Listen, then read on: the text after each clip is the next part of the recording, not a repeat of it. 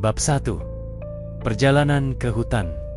Sunyi. Matahari sore itu perlahan turun, menyisakan cahaya keemasan yang menyinari jalan setapak menuju hutan. 7 orang sahabat yang sejak SMA selalu bersama memutuskan untuk berkemah.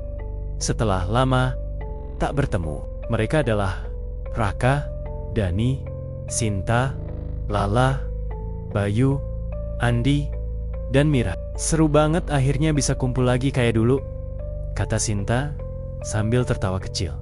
Bahunya dipapah Lala. Ya, kapan lagi? Hidup di kota bikin kepala mumet. Sekali-sekali kita butuh udara segar, timpal Bayu, si paling jahil di antara mereka. Raka, yang menjadi pemimpin tak resmi kelompok itu, menata peta lusuh yang diunduhnya dari internet.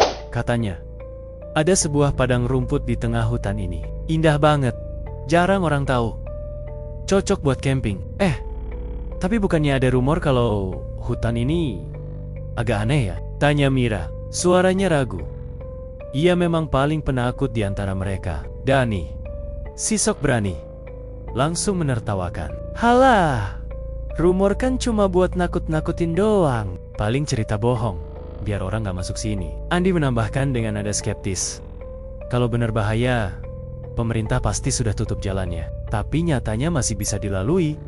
Mereka pun melanjutkan perjalanan. Semakin masuk ke dalam hutan, suasana berubah. Pepohonan makin rapat, suara burung semakin jarang, digantikan oleh desir angin yang menyerupai bisikan. Hawa lembab menempel di kulit, dan cahaya matahari makin sulit menembus. Namun, ketika mereka akhirnya tiba di padang rumput yang dimaksud, pemandangan yang terbentang memang menakjubkan. Rumput hijau luas, dikelilingi pepohonan raksasa. Langit jingga sore menambah kesan magis. Gila, indah banget, seru Lala sambil mengangkat ponselnya untuk berfoto. Mereka mendirikan tenda, menyalakan api unggun, dan bercanda seperti dulu. Malam itu dipenuhi gelak tawa, cerita masa SMA, hingga rencana-rencana masa depan. Untuk sesaat, mereka merasa dunia luar tak penting. Namun, ketika malam semakin larut, Sinta mendengar sesuatu. Suara langkah, padahal tak ada orang lain di sana. Kalian dengar nggak? Bisiknya apa? Tanya Raka.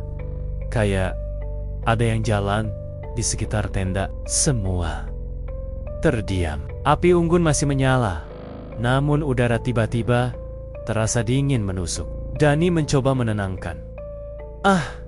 Mungkin binatang. Tiba-tiba terdengar suara seperti nyanyian lirih. Suara perempuan jauh di kegelapan hutan. Suaranya merdu, tapi mengandung kesedihan yang aneh. Mira langsung pucat. Aku gak suka ini, Rak. Kayaknya kita harus pulang besok pagi. Raka mengangguk, walau ada rasa penasaran dalam dirinya. Malam semakin dingin, hingga akhirnya mereka tertidur satu persatu. Namun, tanpa mereka sadari, di balik pepohonan gelap, sosok-sosok samar berdiri mengawasi. Wajah mereka pucat, mata kosong, tubuh transparan. Mantan-mantan pendaki? Atau korban sebelumnya? Dan tepat sebelum Raka terlelap, ia mendengar bisikan di telinganya. Hanya satu yang boleh pulang. Sisanya akan tinggal di sini selamanya. Raka tersentak. Namun, ketika menoleh, tak ada siapa-siapa. Ia tak tahu malam itu adalah awal dari akhir persahabatan mereka.